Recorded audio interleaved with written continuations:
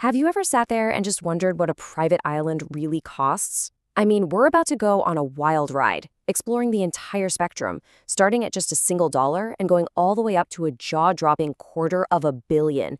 Let's see what that kind of money can actually buy you. Okay, so to get our bearings, we have to start at the absolute bottom. For just $1, you can technically own a private island. But, what in the world does a $1 island even look like?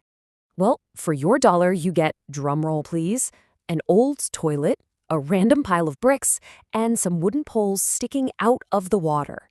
Yeah, it's less of a private getaway and more of a boating hazard. So it's probably no surprise that this thing was pretty much immediately blown up for being completely useless. All right, let's make our first real price jump into the $1 million range. And this is where things start to get a lot more interesting and, honestly, a little weird. So what does a cool million get you? Well, it gets you an island with a very, let's say, unique local population. That's right, this island is absolutely swarming with hundreds of incredibly clever monkeys. And let me tell you, they've got a system. First, they'll charm you, act all friendly, and the second you let your guard down, bam, they're gone with your food, your GoPro, and yep, even the hat right off your head. But get this, the monkeys aren't even the biggest secret here. The entire island isn't actually an island. It's not land at all. It's just the very top of a massive, tangled network of underwater plants. So for your $1 million, you're basically buying a really fancy bush that comes with 6 luxury cabanas, a massage parlor, and hundreds of thieving monkeys. Okay, for our next jump, up to $5 million, we are leaving the tropical monkeys way behind. The climate and, well, the entire experience is about to change dramatically. We are heading to an island in Finland.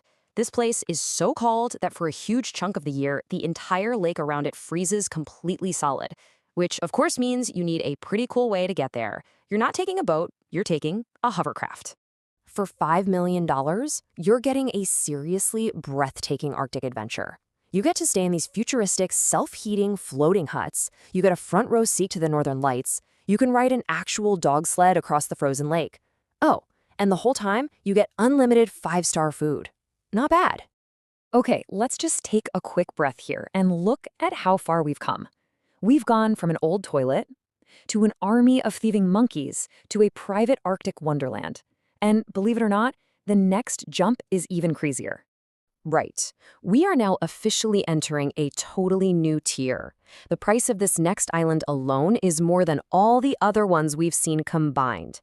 And the whole focus shifts from just quirky experiences to pure, high-octane adrenaline.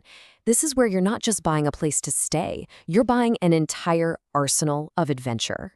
So, at $16 million, the amenities go from just interesting to downright incredible. This is where the real fun begins. Now, this island is actually pretty small, but don't let the size fool you, because what it lacks in land, it more than makes up for with some of the most insane vehicles and toys you can possibly imagine. You see, you're not just buying a piece of land, you're buying your own personal action movie set. You get multiple submarines, including one that's literally shaped like a shark, a whole fleet of jet skis, and, of course, a helicopter that's there for the sole purpose of letting you jump out of it into the ocean. Okay, so from that tiny, action-packed toy box, our next island scales up like way up. For $45 million, we're talking about a massive leap in both size and scope.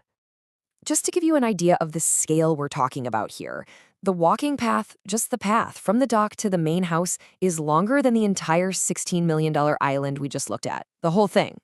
So what you're getting is this really unique blend of modern luxury and historic exploration.